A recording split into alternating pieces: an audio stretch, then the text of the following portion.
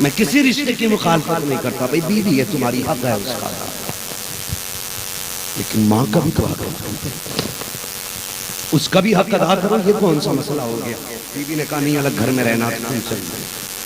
جیسے یہ بھی تو کہہ، جب میں کمزور تھا تو ماں نے مجھے نہیں چھوڑا، آج ماں کمزور ہے تو میں ماں کو کیسے چھوڑ سکتا ہوں؟ کبھی یہ بھی تو کہہ کے دیکھ لے، بھیڑ کی طرح گردن جھکائی جدھر بیوی نے کہہ دیا چل دیا۔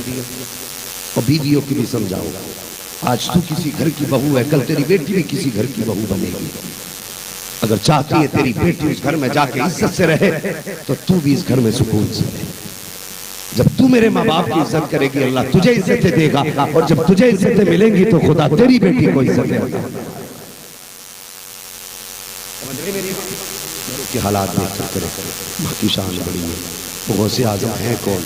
ایک بات اور بتا دیں، کہہ دیں سبحان اللہ، کے رکھے نسلیں آباد ہوں آپ کی، سب کو میرے غوث کا، بغداد والے تاجدار کا صدقہ عطا فرما دے۔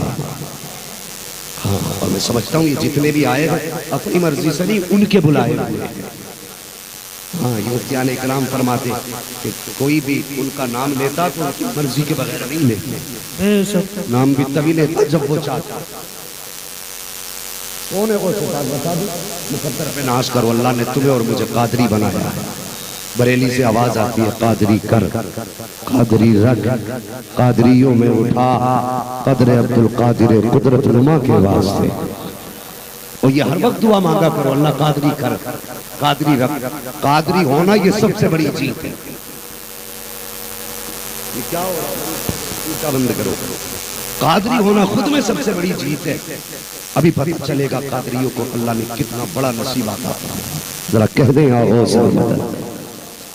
ایسے کہیں گے ہر کوئی زندگی گزر گئی، ان کا لنگر کھاتے کھاتے دانت ٹوٹ گئے، نام لینے میں بھی کنجوسی۔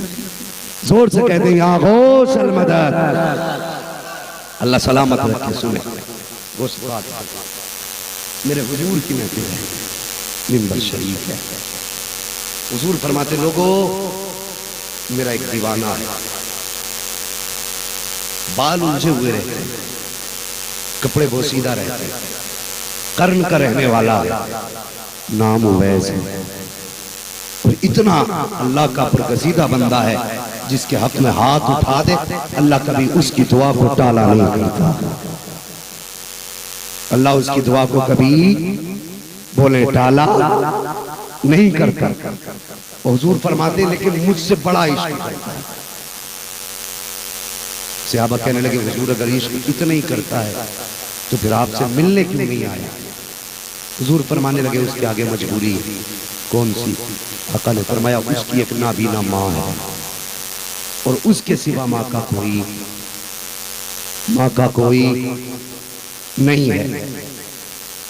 اچھا حضور پھر میرے آقا نے فرمایا میرے بعد میرے اس غلام سے ابو بکر عمر اور علی ملاقات کریں۔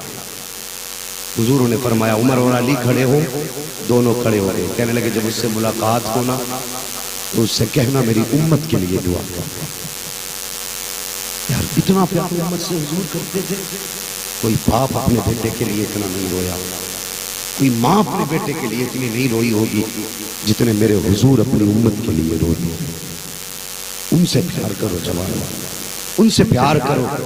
فرماتے ہیں اس سے کہنا میری امت کے لیے دعا کر دے۔ اللہ اکبر۔ کون اویس؟ ایک دن ماں کے قدم دبا رہے ہیں، دباتے نا صبر کا بندھن ٹوٹ گیا، ضبط نے جواب دیا، آنکھ میں آنسو آ گئے۔ ماں تو نابینا تھی، پیر دباتے دباتے ماں کے قدموں پہ بیٹے کے آنسو گرے۔ یہ تنہا ماں کا دل ہوتا ہے جو آنسوؤں کی گرمی سے بیٹے کی حالت کا پتہ لگا لیتی ہے۔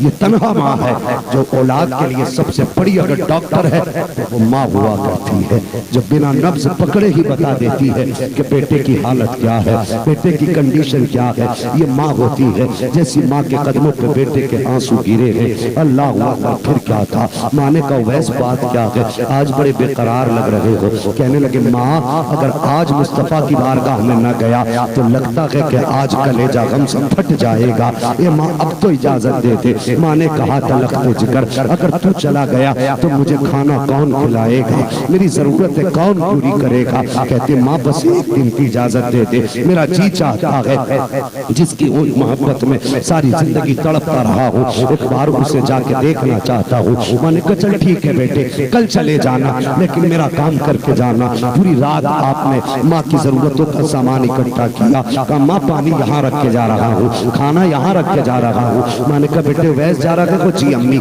माँ कहने लगी बेटे लेकिन याद रखना सूरज छुपने से पहले पहले आ जाना। अल्लाह अकबर। इतनी बात माँ ने कह दी थी। जैसे आप चले हैं, घर से निकले हैं, अल्लाह अकबर, काफिले के साथ जा रहे थे, काफिले के साथ घर से निकले। काफिला तो काफिला ठहरा, उसके पास तो मुकम्मल वक्त था, गर्मी का वक्त हुआ, काफिला ठहर गया। लेकिन हजरत उवैस करनी के दिल में ख्याल आया अगर मैं ठहरा तो शाम तक वापस कैसे आऊंगा। आपने काफिले को छोड़ दिया, वो यार हुजूर के इश्क में दौड़ना शुरू कर दिया। पैर की जूतियां टूट गईं, फेंक दी पैर की जूतियां। जब मुस्तफा का मदीना सामने आया था, अल्लाह अकबर, अजीब कैफियत थी उस वक्त दिल में, अजीब हालत थी। शहर मदीना गए हैं, जैसे मदीने में कदम रखा है, बच्चे खेल रहे थे। आपने बच्चों को सीने से लगाया, किसी का माथा चूम रहे हैं, किसी के हाथ चूम रहे हैं। कहते यार कितने नसीब वाले हो, तुम उस शहर में रहते हो जिस शहर में मेरा महबूब रहा करता है, तुम उस शहर में सांसें लेते हो जिस शहर में मेरा महबूब सांसें लेता है। फिर किसी से हुजूर का पता पूछा, किसी ने कहा मस्जिद नबी में मिलेंगे, हुजरे आयशा में मिलेंगे। दौड़ते दौड़ते मस्जिद नबी गए, जाके दरवाजे पे दस्तक दी, अंदर से आवाज आई कौन है? कहा हुजूर का दीवाना हूँ। कहा किस लिए आए हो? कहा आका से मुलाकात करनी है। उम्मुल मोमिनीन आयशा सिद्दीका कहती हैं मैंने कहा आने वाले हुजूर तो अभी अभी बाहर चले गए हैं। अल्लाह अकबर। इतना सुनना था, ऐसा लग रहा था कि हजारों बिजलियां खिरमन पे गिर गई हों, और वो खिरमन और नशेमन जो बरसों से सजाया था एक लम्हे में जल के खाक हो गया हो। ऐसा लगता था जैसे बरसों की ताकत पामाल हो गई हो। इतना जवाब सुनना था कि हुजूर अभी अभी चले गए हैं। हजरत उस वक्त में हजरत उवैस करनी की चीख निकल जाती है, रो के कहती उम्मुल मोमिनीन का हुजूर कब तक आएंगे? का ये तो नहीं कहा जा सकता, का ठहरिए इंतजार कर लीजिए। कहते उम्मुल मोमिनीन हुजूर ना सकी, कम से कम मुझे मुस्तफा का कमरा दिखा दो। उम्मुल मोमिनीन हजरत